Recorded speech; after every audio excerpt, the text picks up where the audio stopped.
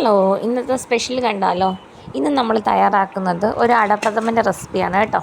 അതിനായിട്ട് ഉരുളി നന്നായിട്ട് ചൂടായപ്പോഴേക്കും അതിലേക്ക് 2 ടേബിൾ സ്പൂൺ നെയ്യ് ഒഴിച്ചു. എന്നിട്ട് നമ്മൾ ശർക്കര പാനി കാച്ചിയതാണ് ഒഴിച്ചു കൊടുക്കുന്നത്. ഏകദേശം 2-2.5 കപ്പ് ശർക്കര പാനി കാച്ചിയത് ഒഴിച്ചു. ഇനി അതിലേക്ക് ചൗവരി അല്ലെങ്കിൽ സാബുനരി വേവിച്ചത് ആഡ് ചെയ്ത് കൊടുത്തിട്ടുണ്ട്. എന്നിട്ട് നന്നായിട്ടൊന്ന് മിക്സ് ചെയ്ത് കൊടുക്കണേ. ഇനി നമ്മൾ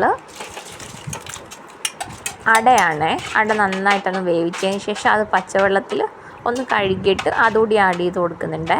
ഇനി ഈ ശർക്കരപ്പാനിയിൽ കിടന്ന് നന്നായിട്ടൊന്ന് കുറുകി വരണം. നന്നായിട്ട് കുറുകി വന്നതിന് ശേഷം മാത്രമേ നമ്മളിതിലേക്ക് ആവശ്യത്തിനുള്ള തേങ്ങാപ്പാൽ ആഡ് ചെയ്യാവൂ. ഞാൻ 2ാം പാലാണ് ആഡ് ചെയ്ത് കൊടുക്കുന്നത്.